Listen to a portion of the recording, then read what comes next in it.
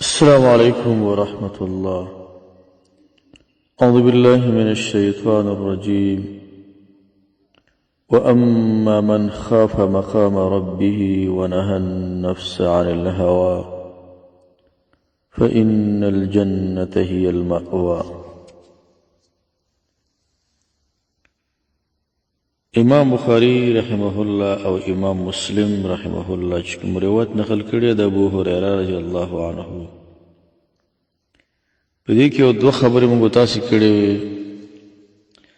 چې د قیامت ورځ سخت ورځ ده، سخترین ورځ ده چې څومره انسان ویلی شي د انسان د سوچ او فکر نه ډېره سخته ده. لمر به ډېر رانږدې، ګرمي به زیاته وي او د خلکو حالت به داسې چې ډېر اوږد انتظار پکې راغلی او ډېر به محتاج خلک، خو هېڅ څه به نه غیر د عرش د سوري لاندې. کم خلک د عرش د سوري لاندې همدا خلک به کامیاب وي، همدا خلک به لږ ارام وي. د عرش د سوري لاندې په دې حدیث کې اووه کسان ذکر شوي. اصل کې دا صفات دي چې دا صفات په چا کې پیدا شي ابدي کې شاملېږي. اولینه خبره چې مونږ کړې وه الامام العادل، عادل امام. دویمه خبره وشاب نشأ فی عبادة الله عز وجل، یو ځوان د الله بندګۍ کې راپورته شوی دی، ټول ژوند د الله بندګۍ، د الله بندګۍ، د الله بندګۍ. درېمه خبره رجل قلبه معلق فی المساجد، سړی د زړه د جوماتونو سره تړلی دی، 5 وخته جومات ته روان دی، جومات ته تر ټولو وختي ځي، د ټولو نه ناوخته راوځي، د جومات خدمت دی او جومات کې اذان دی او په جومات کې امامت دی، او یا دا ده چې مقتدي دی په تعلق یې د مسجد سره ډېر زیات دی. دغه خلک دغه سعادت والا خلک دي چې د هغوی ټول ژوند تعلق د مساجدو سره او منځونه او منځونه او منځونه.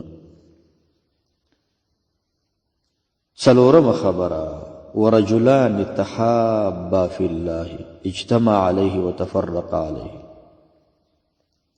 دوه نفر د خپلو کې سره مینه کوي د الله د رضا دپاره او په خپلو کې سره جدایي کوي د الله د رضا دپاره. تر دې چې زما د ملګری 5 وخته مونځ کوي، عقیده د توحید د سنتو متبع دی او الحاد عقیده پکې نشته، نظریه د توحید ده، د الله د توحید قایل دی او کبیره ګناهونه نه کوي، به دا مؤمن دی. زموږ سره مینه د الله د رضا دپاره ده. کله چې په کس کې ډېر ورانی دی، پکې عقیدوي د اعمالو ورانی پکې دی، د هغه کس نه موږ جدایي اختیارو د الله د رضا دپاره. هر کار به کوې به د الله د رضا دپاره، محبت به کوې د الله د رضا دپاره، بغض به کوې د الله د رضا دپاره. د نورو مفاد او د نورو نیتونو لپاره چا سره سلام کلام مینه محبت تعلق مه کوه. که غواړې چې د عرش د سوري لاندې راشي، یو مؤمن سره چې مینه کوي په دې خاطر چې دا مؤمن دی، چې کله همدا کس پرېږدي په دې خاطر چې دې کې مشکلات دي، دې کې د اعمالو کمی دی او دې کې عقیدوي نقصانات دي. حدیثونه معلومیږي چې المرء علی دین خلیله، ملګری د ملګري په دین دی. فلینظر احدکم من یخالل، ودې ګوري په تاسو کې اوس چا سره سلام کلام دی، رابطه چا سره ده، لکه د ملګري په ملګري باندې اثر دی. 5مه خبره دې حدیث کې 5مه خبره ورجل طلبته، بل روایت کې راځي ورجل دعته، طلبته دعته دواړه شته. ورجل دعته امرأة ذات منصب وجمال فقال اني اخاف الله، یو سړی دی ښځه وله دعوت ورکړي د زنا د بدفعلۍ او دا کس ورته وایي چې انی اخاف الله، زه الله نه یریږم. دا خبره چې انی اخاف الله، الله نه یریږم، دا د قابل نه شوې ده، حابل کړي. قابل چې کړه د هغه د وجلو اراده کوي، بس هغه ورته وایي چې زه نه غواړم چې زه قاتل شم، زه الله نه یره کوم. په دې امت کې دا خبره خو هر چا نقل ده، مشهور دا چې عثمان ابن عامه نقل ده، انی اخاف الله. خوف الهي چې کله انسان سره موجود وي د ګناه نه د بچ کېدو تقریبا 14 اسباب دي. یو پکې خوف الهي دی، د الله نه ویره. چې کله د الله نه ویره موجوده وي انسان بیا نه واقع کېږي په ګناه کې. چې کله څوک په دې پوهېږي چې زه تل دپاره په زنا کې رواتت کې او دې خرابو ګناهونو کې واقع کېږم، هغه ځایونو ته مه ځه، هغه ملګري پرېږده، هغه وسایل هغه اسباب قطع کړه چې ګناه دې ودرېږي، په مغزي باندې ودرېږي. تر دې چې ته هلته ناسته ولاړه کې خلکو سره کینې را کینې د ګناه به تا نه کېږي او دې ګناه سره بیا ستا خاتمه خرابېږي. د دې وجه نه امام سیوطي نه نقل دی چې یو چا د یو بنډچۍ جلۍ سره وخت واده کړی چې پلنکي وخت به سره ګورو وسي چلته لاړ اجلې ولا ته خو دې خو ګورو څوک شته تیاره شپه وه وایي څوک هم نشته ټول خلک وده دي. اجلې ولا وایي څه دې ګمان دی الله تعالی ویښ دی که الله وده دی لکه څو زما بدن ټول ورپېده او دا زه یم پرېښود او حرکت مې وکړه روان شو ځکه چې الله مونږ ته متوجه دی. الجواب الکافي کې ابن القیم صاحب نقل کړي دي چې کله زنانه نارینه ته دعوت ورکړي د زنا دا و انتهایي سخت حالت دی. هغې وجه وایي دا ده چې د نارینهو په بدن کې د حالت یې ښیي ده چې میلان زنانو ته ډېر لري. لکه زنانه میلان دی د نارینه هم دی خو نارینه میلان زیات دی. لکه وږی انسان چې خوراک ته میلان کېږي، د تږي چې اوبو ته میلان کېږي، خو دې ټولو سره سره صبر کول. ابن القیم صاحب 14 وجې راجع کړي دي، 14 وجوهات ذکر کړي دي چې یوسف علیه السلام نه زلیخا مطالبه کړې وه خو دا الله ساتلی دی او ناشنا ناشنا وجې ذکر کړي دي. یوسف علیه السلام په داسې حالت کې پروت دی چې په دې کور کې غلام دی، مسافر دی، دا ټولې وجې ورته راجع کېږي خو الله ساتلی دی. انسان چې میلان وشي پکاره چې خپل اهل ته وشي. نبی علیہ السلام وی حبب الی من دنیاکم الطیب والنساء. نبی علیہ السلام ما ته د دنیا نه خوشبویه او زنانه چې دي حبب الی من دنیاکم الطیب والنساء. حدیث کې دا راځي، امام نسائی دا اثر نقل کړی دی چې د دنیا نه ما ته خوشبویه او زنانه درته محبوبې دي. ابن القیم صاحب وایي چې یوسف علیه السلام چې دا ځوان او د ځوان شهوت دا ډېر په قوت کې دا ډېر زیات دي خو په ځوانۍ کې ځان بچ کړ د زلیخا نه. دارنګه یوسف علیه السلام جراو او د چا چې ښځه نه او د چا چې ښځه د دواړو په شهوت کې فرق دی.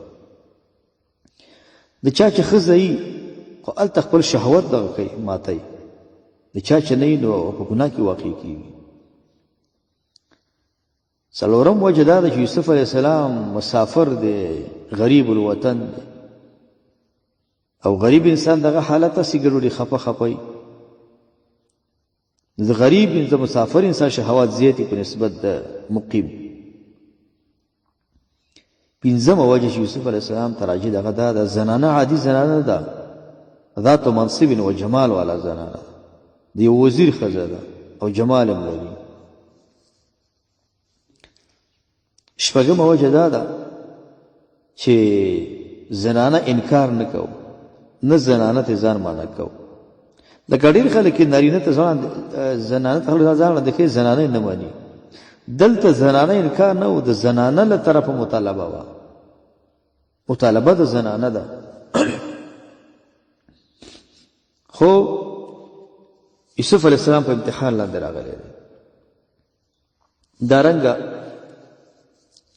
زلیخا مطالبه کړې ده او قوي مطالبه یې کړې ده، دروازې بندې کړې دي.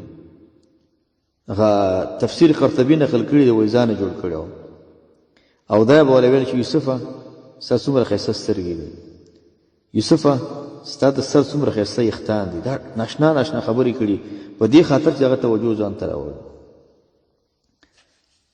چې کله دا ورته ویل چې یوسف ستا څومره ښایسته سترګې دي، یوسف علیه السلام ورته ویل چې بهما انظر الی ربي، زه په دې سترګو الله ته ګورم. بیا ورته ویل چې یوسف ستا څومره ښایسته ویښتان دي، وایي دا به قبر کې اول خاورې کېږي. ډېرې پوښتنې کړي، داسې وړاندیزونه کې هغه ځوابونه کوي، خو د یوسف علیه السلام حفاظت الله تعالی کړی دی. دارنګه یوسف علیه السلام د زنانه په کور کې اوسېږي، په دې کور کې ملکه ده. یوسف علیه السلام دیزي کې غلام دی، خو د دې سره سره یې الله حفاظت کړی دی او ټولې دروازې بند دي. او داسې حالت کې دا مطالبه ده، داسې حالت کې چې دې حالت کې د خاوند په کور کې موجود نه دی. بل غلام دی، غلام به د خپل مالک خبره مني، مملوک دی په دې کور کې، چې څه ورته وایي هغه کار به کېږي. بله وجه دا ده چې زنانه دلته د مختلفو مکرونو نه او د مختلفو تکتیکونو نه کار اخیستی دی. بله وجه دا هم ده دی هم ورته ویلي دي ګوره که زما حاجت پوره نه کړي بندي کوم دي، د بندي کولو تهدیدونه هم ورته ورکړي دي. هر قسم تهدید موجود دی، خو الله تعالی حفاظت کړی دی. نو داسې خلک چې داسې حالت په هغو باندې واقع شي چې زنانه ورته د بدفعلۍ مطالبه وکړي، نو دا بیا په شان د یوسف علیه السلام وی. او داسې انسانان چې کله ته یو ګناه کې واقع یې، ګناه کې واقع کېږي، ته ښه پوهېږې زه ګناه کې واقع کېږم، خو هغه ګناه ته د الله د رضا دپاره پرېږدي. احادیثو نه معلومېږي ښه عوض به الله درکړي، ښه بدله به الله تعالی درکړي.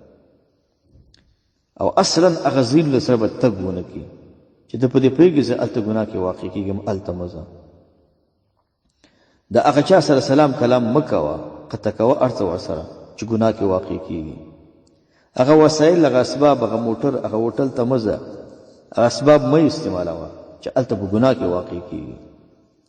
نو د قیامت په ورځ به هغه کس د عرش د سوري لاندې چې هغه نه زنانه طلب کړي، زنانه ونه طلب کړي او هغه ځان ساتلی، دا اگر که ډېره سخته ده، خو د ایمان والا خلک چې دي، ایمان والا هغه داسې اسباب نه برابروي چې ګناه کې واقع شي، نه د داسې اسبابو د مهیا کولو هڅه کوي. مؤمنان خلک په دغه طرفونو باندې بیخي ورځي نه.